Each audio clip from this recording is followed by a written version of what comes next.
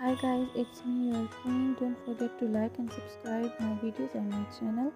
Guys, इस series का लोगो जितना शानदार है, ये सीरीज़ देखने में भी उतनी ही बेस्ट है. So without any further ado, let's get started. So guys, ड्रामे के स्टार्टिंग में सॉन्ग प्ले होता है, एक लेडी की एंट्री होती है और इस सॉन्ग में एक बुक के बारे में बताया जाता है जिसका नाम ग्रिम रॉर है. और हमें ये पता चल पाता है कि ये एक ऐसी बुक है जो किसी के पास होगी तो वो दुनिया पे राज कर सकेगा. और मोस्टली पीपल इसके बारे में इसको भुला चुके होते हैं और जिनको पता होता है वो इसके पीछे पड़े हुए होते हैं. फिर सॉन्ग एंड हो जाता है और ड्रामा स्टार्ट होता है जिसमें दिखाया जाता है एक लड़की जिसका नाम रित्सुका है और वो अपनी मॉम के साथ रहती है और उसका एक बड़ा भाई भी है.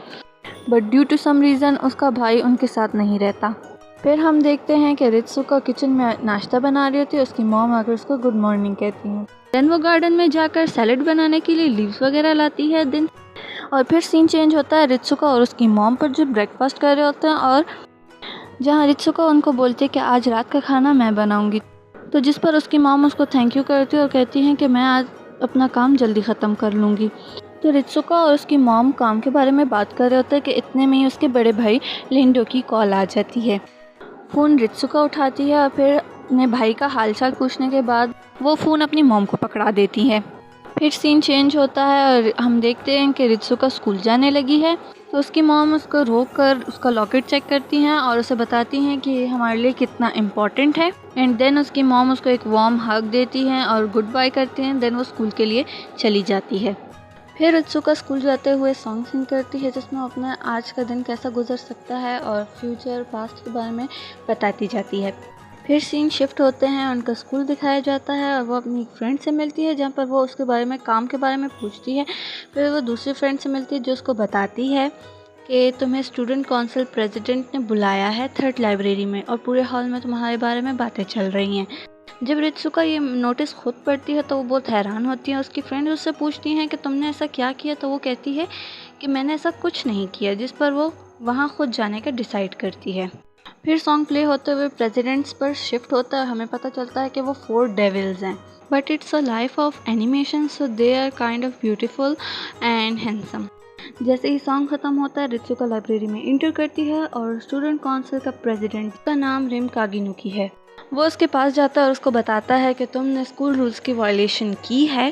जिस पर रित्सुका उसको बताती है कि मैंने ऐसा कुछ नहीं किया. और इस पर प्रेसिडेंट रित्सुका को बताता है कि मुझे जस्ट नोट में लिखा हुआ ही पता है. जिसके बाद वो प्रेसिडेंट रित्सुका को हिप्नोटाइज करने लगता है और वो भी हिप्नोटाइज होने लगती है. बट उस लॉकेट की वजह से उसकी फुल बॉडी ग्लो करने लगती है और उसमें से कुछ वेव्स बाहर आती हैं जो कि हिप्नोटाइजेशन को ख़त्म कर देती हैं और रित्सुका नॉर्मल हो जाती है. और रित्सुका ये बोलते हुए बाहर चली जाती है कि उसने स्कूल के रूल्स नहीं तोड़े. जिसके बाद बाकी डेविल्स उस पेंडेंट के बारे में बात करने लगते हैं और बोलते हैं कि शायद रित्सुका को उसके बारे में कुछ नहीं पता. फिर सीन शिफ्ट होता है रित्सुका पर जिसे उसकी फ्रेंड अजुना लेने आती है और वो उससे पूछती है कि कैसा रहा. तो वो उसे सब बता देती है बट हिप्नोटाइजेशन वाली बात उसको याद नहीं होती तो वो उसको नहीं बताती. जिसके बाद वो बाकी का दिन अपनी फ्रेंड्स के साथ गुजारती है. जैसे ही वो घर जाती तो वो देखती है कि उसके घर में सब कुछ टूटा हुआ है. एज रित्सुका बहुत काइंड हार्टेड होती है सो उसको ये सब कुछ देखकर बहुत उसका दिल खफा हो जाता है. जब वो चुपके से अपने घर में देखती है तो वहाँ पर चोर आए होते हैं और वो अपनी मॉम को देखती है जो उसे भाग जाने का बोलती है.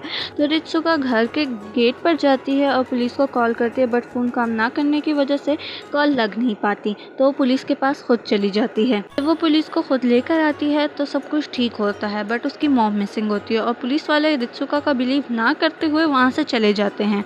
देन वो अपने भाई को कॉल करती है और सारी सिचुएशन बताती है. तो उसका भाई कहता है कि तुम अपनी फ्रेंड के घर रुको और जब तक मैं आ नहीं जाता तब तक तुम घर में मत आना. फिर वो अपना सामान पैक करती है और अपनी मॉम के लिए एक नोट छोड़कर वहाँ से चली जाती है. इतने में रात भी हो जाती है और वहाँ वही चोर उस पर हमला कर देते हैं और वो उससे ग्रिम रॉर का पूछते हैं बट रित्सुका को उस बारे में कुछ नहीं पता होता तो वो इनकार कर देती है. इतने में ही वहाँ पर स्टूडेंट काउंसिल का प्रेसिडेंट आ जाता है. रिम कागिनुकी वैम्पायर्स को रित्सुका को जाने के लिए कहते हैं बट वो नहीं मानते तो उनमें फाइट स्टार्ट होने लगती है. As devils are more powerful than vampires so वो उसको आसानी से हरा देता है बट उनमें से एक बचकर निकल जाता है. फाइट ख़त्म होती है और रित्सुका को बचा लेता है और उसको बताता है कि वो भाग गए हैं. रित्सुका उसका थैंक यू करती है लेकिन वो बहुत डरी हुई होती है तो वो प्रेसिडेंट उसको अपने साथ ले जाता है.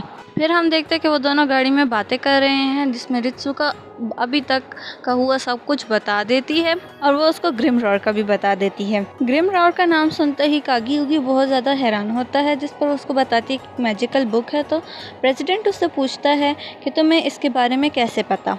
तो रित्सुका उसको बताती है कि उसकी ग्रैंडमदर ने इथेनोलॉजी की स्टडी की थी और उसमें मैजिक, डेविल्स और वैम्पायर्स वगैरह के बारे में बताया गया था। तो उससे उसको थोड़ा बहुत नॉलेज है। फिर हम देखते हैं कि वो दोनों कागानुकी मेंशन में इंटर करते हैं, जो कि देखने में बहुत शानदार होता है और रित्सुका भी देखकर बहुत हैरान होती है। एंड देन सीन प्रेसिडेंट पर शिफ्ट होता है, जो कि रित्सुका को बताता है कि स्कूल में तुम्हारे बारे में वायलेशन की अफवाह फैलाना और तुम्हारी मॉम का गुम होना और तुम्हारे घर में लूटपाट, ये सब कुछ लिंक्ड हो सकता है। इस पर रित्सुका थोड़ी कंफ्यूज हो जाती है, उसे बोलती है कि मुझे नहीं लगता। जिस पर प्रेसिडेंट उसको बताता है कि डिवल्स के वर्शिप पर स्कूल में शायद ज्यादा हो गए हैं और उनको लगता है कि ग्रिमरॉर तुम लोगों के घर पर ही है। जिस पर रित्सुका बोलती है कि मैं पुलिस को फिर अपनी मदद करने का बोलूंगी, अपनी मॉम को ढूंढने का। जिस पर प्रेसिडेंट बोलता है कि मैं उनसे कांटेक्ट कर लूंगा और वो उनकी बात सुन लेंगे जो कागिनुकी फैमिली से हो। तो रित्सुका प्रेसिडेंट का थैंक यू करती है। तो वो रित्सुका को बोलता है कि वो उसके लिए नहीं बल्कि स्टूडेंट काउंसिल का प्रेसिडेंट होने की वजह से कर रहा है। प्रेसिडेंट जैसे ही रूम लीव करता है तो रित्सुका के पास एक क्यूट सा पपी आ जाता है, जिसे वो पेट करती है और यही ड्रामे का फर्स्ट पार्ट एंड हो जाता है। तो मिलते हैं ड्रामे के नेक्स्ट एपिसोड में। अभी के लिए bye bye. Thank you for watching.